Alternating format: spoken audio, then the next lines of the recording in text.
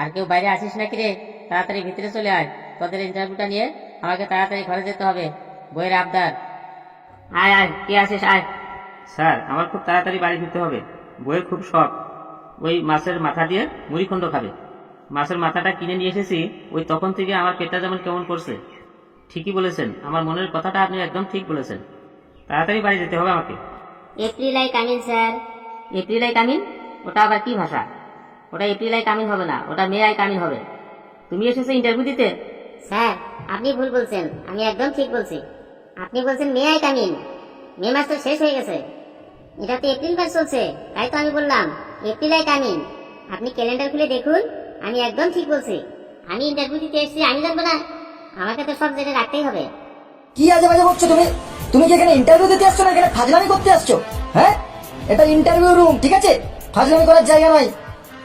দেখুন স্যার, আমি আপনাদের মতো মিথ্যে বলতে পারবো না।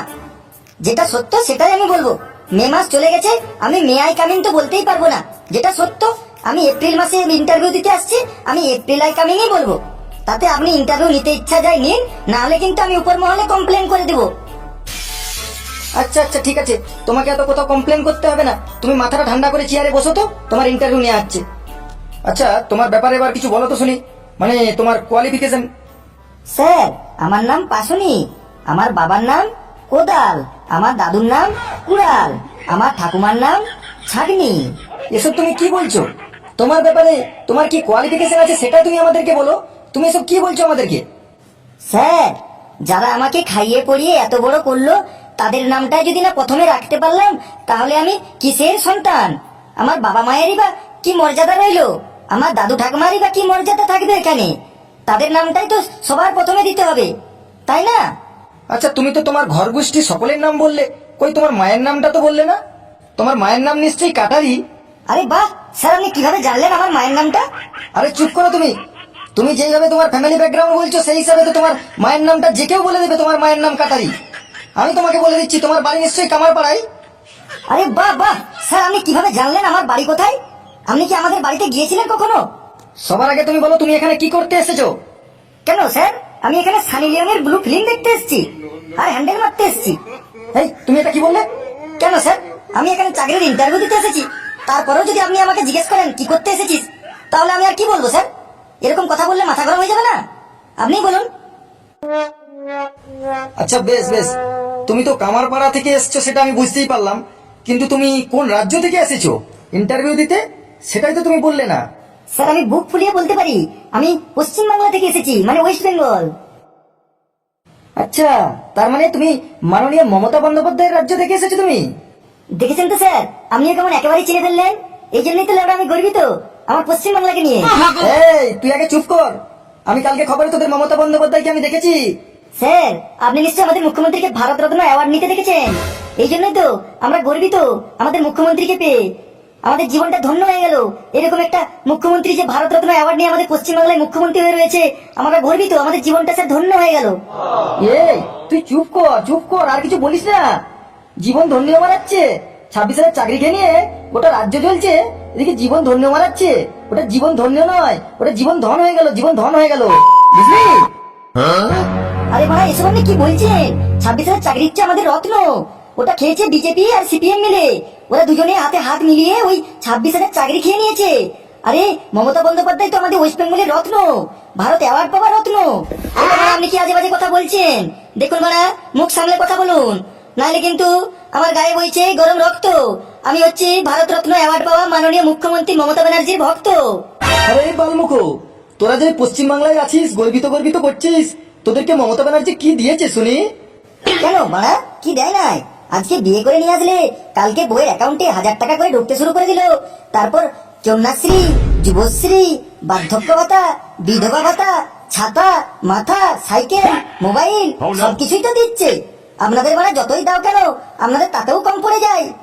আরে বোকাচোদা, তোদেরকে তো শুধু এইসবই দিচ্ছে, চাকরি দিচ্ছে কোথায়? শিল্প কোথায় আছে? এইসব আছে? চাকরি দিতে পেরেছে? তোরা যে তখন থেকে এত বকবক করছিস, এই দিচ্ছে, লেবড়া দিচ্ছে, লুসুন দিচ্ছে, ওই লেবড়া লুসুন দিয়ে কদিন চলবে? ওই লেবড়া লুসুন দিয়ে তো মাংস রান্না করা যায়। শাক রান্না করতে পারবি? শুক্তো রান্না করতে পারবি? আলু পোস্ত রান্না করতে পারবি ওই লেবড়া লুসুন দিয়ে? সেটা তো বল। তার জন্য দরকার চাকরি, তারপর শিল্প এসব চাই, বুঝলি? এসব পর আপনি কি বলছেন স্যার? আমাদের পশ্চিম বাংলায় যে শিল্প রয়েছে গোটা ভারতবর্ষে কেন গোটা ওয়ার্ল্ডে নেই। কি বলিস হারামজাদা, তোদের পশ্চিম বাংলায় কি এমন শিল্প রয়েছে যেটা আমি জানতাম না? কেলাচোদা, ভালো খবর জানবেন কিভাবে? আপনারা শুধু এর ওর কোনায় উংলি করে করে শুধু ওই খারাপটাই জানতে জানেন। তো তোমাদের পশ্চিম বাংলায় কি এমন শিল্প হয়েছে যেটা আমরা জানতাম না? একটু বলো তো, তোমার মুখ থেকেই শুনি।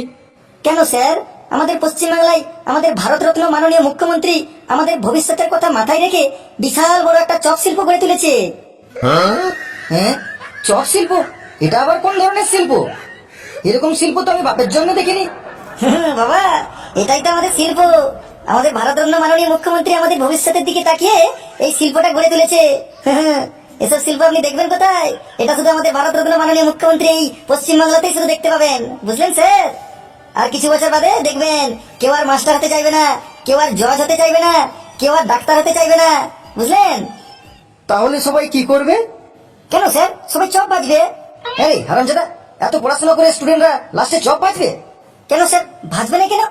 বানা 2 টাকার তেল 1 টাকার বেসন কিনে তার ভিতরে একটু আলু পুড়িয়ে চেক করে তেলে ছেড়ে দিলেই সেটা 6 টাকায় বিক্রি হবে। হ্যাঁ রে হারামজাদা, তুই তাহলে চপ না ভেজে তুই এখানে চাকরির জন্য ইন্টারভিউ দিতে এসেছিস কেন? স্যার, আপনার মাথায় কি উঠে ফেটা রয়েছে? সবাই যদি চপ ভাজবে, চপটা কিনবে কে? কেনার জন্য তো লোক দরকার। এই সামান্য কথাটুকু আপনি বুঝতে পারলেন না? সেই জন্যই তো আমি চাকরির ইন্টারভিউ দিতে এসেছি। আচ্ছা, আমাকে একটা কথা বলো তো, তোমাদের মুখ্যমন্ত্রীর কি কোনো হাঁপানির রোগ রয়েছে না মির্গিজিমানির রোগ রয়েছে? এরকম আলবাল শিল্পর কথা মাথায় আসে কোথা থেকে? একটা সুস্থ মানুষের মাথায় তো এরকম আলবাল শিল্পর কথা মাথায় আসার কথা নয়। স্যার, আপনার কি লজ্জা করছে না? আপনি এরকম একটা ভারতরত্ন মুখ্যমন্ত্রীর ব্যাপারে আপনি এরকম বাজে বাজে মন্তব্য করছেন, তার নামে বাজে বাজে কথা বলছেন। আপনার কি লজ্জা শরম একটুকুও নেই? স্যার, আপনি কি এটা জানেন আমাদের দেশে কত বিখ্যাত বিখ্যাত কবিরা রয়েছে? তারা যেমন কবিতার জন্য মেডেল পেয়েছে, সেই রকম আমাদেরও ভারতরত্ন মাননীয় মুখ্যমন্ত্রী কবিতার জন্য মেডেল পেয়েছেন। সেটা কি আপনি জানেন?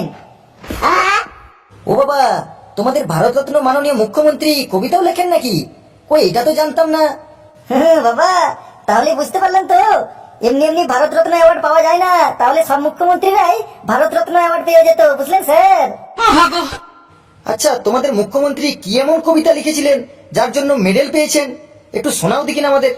তাহলে শুনুন স্যার, কবিতার নাম হাঁটতে হাঁটতে। কবিতার নাম হাঁটতে হাঁটতে? এটা আবার কেমন কবিতা? স্যার, এটা হলো কবিতা। আসলে ব্যাপারটা কি স্যার, আমাদের মাননীয় ভারতরত্ন মুখ্যমন্ত্রী কারোর কপি পেস্ট করে না। ও যেটাই করে না কেন সেটা ইউনিক করে।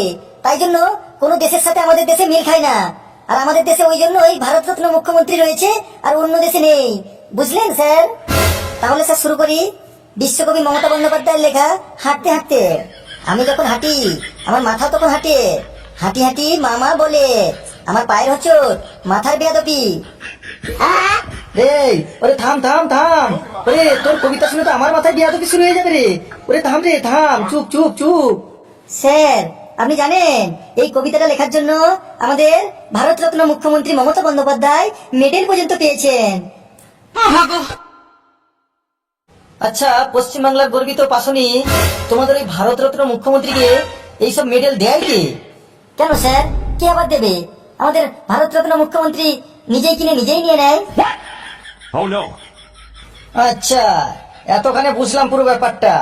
জানো তো স্যার, আমাদের এই ভারতরত্ন অ্যাওয়ার্ড পাওয়া মাননীয় মুখ্যমন্ত্রী মমতা বন্দ্যোপাধ্যায় আমাদের এই রাজ্যের জন্য এত কিছু করেছে তার ধারণার বাইরে। তারপরেও আপনাদের মতন কিছু মানুষ রয়েছে যারা কিনা ওই 26,000 চাকরির পেছনেই পড়ে রয়েছে।